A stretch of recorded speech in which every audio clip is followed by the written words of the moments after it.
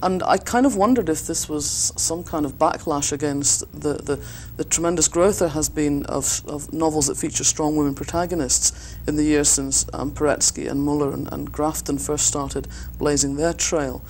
And so I wanted to see if there was a way of writing a serial killer novel that was graphically violent in places, but where the violence was functional, and also to see if making males the victims actually had any effect, both on the investigation and on the way the media and the public indeed regarded these killings. And so that was part of the reason that I got so, when I got the idea, why I was so excited about actually pursuing it and writing it. I thought this has got really interesting potential. There are things that I can explore here that will be interesting for me as a writer. And was your thought validated by the fact that the book was so well received, has a large population of readers, won a major award, and so forth? Well, yes, it's been validated by that, and also validated in a particularly grisly way, because while I was actually working on the book, there was a killer operating in London. This is a really horrible story, but this guy was a completely average nobody, and he decided he wanted to be famous. And he figured that a really good way to become famous was to become a serial killer. And he figured that a good choice of victims would be gay men who were into sadomasochism, because then he could go home with them to their house and they would let him tie them up. So you'd have a victim who was already tied up by their own choice, and you could kill them really easily. And he killed 3 people before there was any indication that there might be a serial killer on the loose. Police gave no warnings to the gay community. The police indeed hadn't made the connection.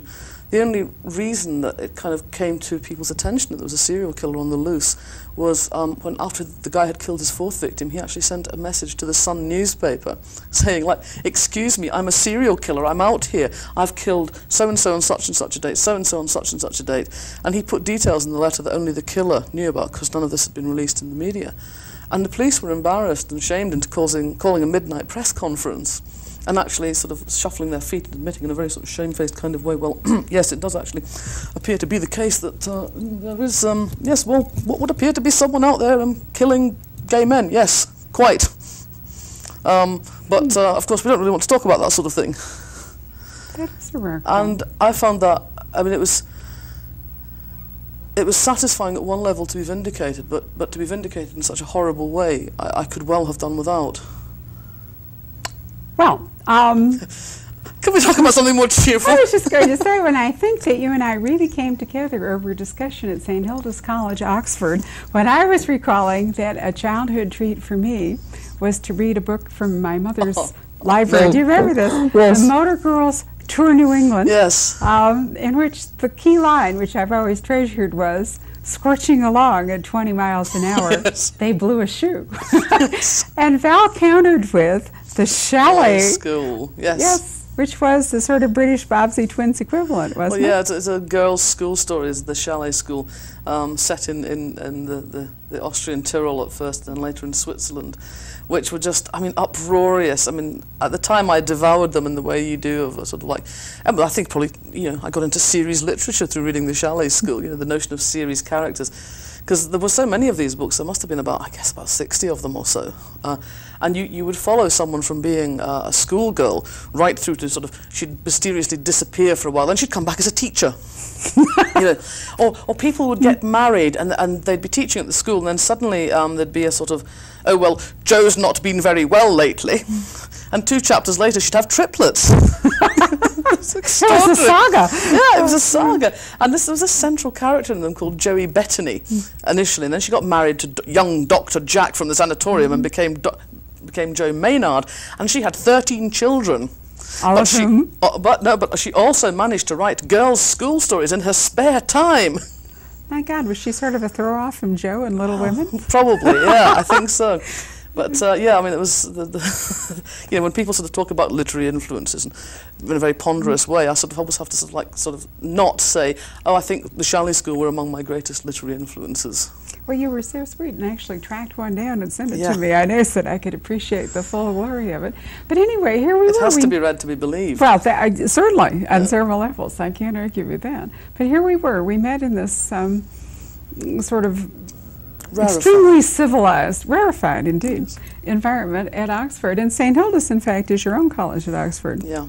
And you came there from Scotland. You're Yeah. Scottish? You said Yeah. Scottish working class? Yep. Whereabouts in Scotland? Small town called Kirkcaldy. Which is? On the east coast. It's across the river from Edinburgh. It's about 4 miles as the crow flies, but 26 miles by road. Because you have to go all the way along the estuary, then across the road bridge, and all the way back down the other side of the estuary. And what route did you follow to Oxford besides the obvious one down the motorway? Sorry, but well, I had a slight problem really because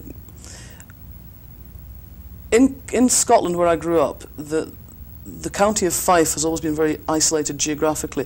Because on one side you had the estuary of the Forth, and on the other side the estuary of the Tay, and Fife sort of sticks out like a thumb on the side of Scotland, and geographically isolated, socially and politically isolated. People tended to live in Fife, go away to university, and then come back to Fife to live and work. I mean, almost everyone who taught me in my school were former pupils of the school. So it was just like the Chalet School, really. Okay. Yes, and I thought, I knew already at the age of sort of 15, 16 that this was not what I wanted to do, that I somehow knew I needed to escape, that I needed a broader canvas or something, or a different life. I couldn't have put a name on what I was looking for, but I knew I wanted something different. And so I figured that probably the best way to escape from this was not to go to a Scottish university, because the school I went to, a very academic tradition, one of the former pupils is Gordon Brown, the Chancellor of the Exchequer. Mm-hmm. And if you were clever, you either went to Edinburgh or St Andrews, and if you were not quite so clever, you went to Dundee or Stirling. Those were the choices, you know. So I decided I didn't want to go to a Scottish university because that was going to like tie me back into the loop. And with the sort of brazen arrogance you have at 16, I decided I was going to go to Oxford. If I was going to go to England, I was going to go to the best. Okay. And the school said, no, you can't. And I said, yes, I can. And they said, we don't want you applying to Oxford because you won't get in and that will reflect badly on the school. So I was very cussed at 16. I've mellowed a lot since then, but I have to tell you. Oh. Try and keep a straight face, please. I am. I decided that I didn't care what they said, I was going to do this. So I had one teacher who was very supportive of me, and he gave up a lot of his free time to coach me for the entrance exam. So at 16 and a half, I did the entrance exam and toddled down to Oxford on the train for my interview. And they said, we've never taken anyone from a Scottish state school before. And I said, as one does at 16, well, it's about time you started, isn't it? And they then said, we've never taken anyone quite as young as you in this college before. What would you say if we offered you a place not for this coming year, but for the year after? I just shook my head and said, well, I'll go somewhere else. I'm not wasting a year. And I think they were just so completely blown away by someone who wasn't drilled in that sort of reticent English, middle class, well, in that case, I'll go away and come back in a year sort of thing, that they said we better have her before she does go somewhere else. So I had 3 years of wonderful time in Oxford. I was going to ask you, was it in fact worth doing? Absolutely. I think I went there with the general view that these people have the keys to the kingdom and I'm not leaving until they hand them over. And I really made the most of it, I think. I had a wonderful education, but I also had a wonderful social and political life, and I really, really enjoyed my time there. Of course, there were the sort of uppers and downs, there were the down times as well. You know, you get your heart broken for the first time round about that time in your life. Everybody gets their heart broken between the ages of, I think, 17 and 21. There were times when, I felt desperately homesick. There were times when I still, even though I have now lived in England for longer than I ever lived in Scotland, I still feel like Ruth among the alien corn. I feel like a foreigner. I feel like I live abroad.